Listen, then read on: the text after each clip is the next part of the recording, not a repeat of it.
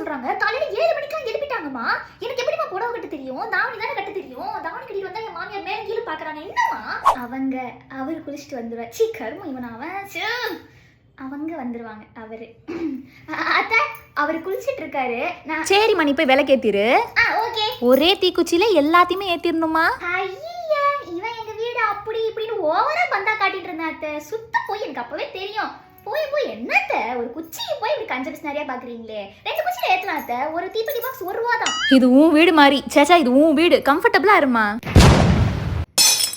எங்க வீட்டுல குஷன் இப்படி நல்லா ஜாலியா இருக்குமா. நானும் எங்க அக்கால குச்சி விளையாடுவோம். உங்க வீட்டுல அடி இருக்காதா?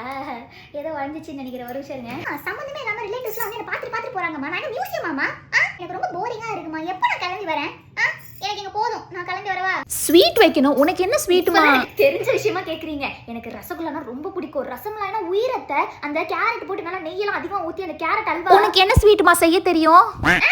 செய்ய மாட்டோம் அத்தை. நாங்க வந்து எங்க வீட்டு பக்கத்துல கடையில வாங்குவோம். சூப்பரா இருக்கும். நல்லா நெய் வாசனை அல்ல கொடுப்பாங்க. இங்க பக்கத்துல ஏதாவது இருக்கா நான் பாக்கவா? சரி.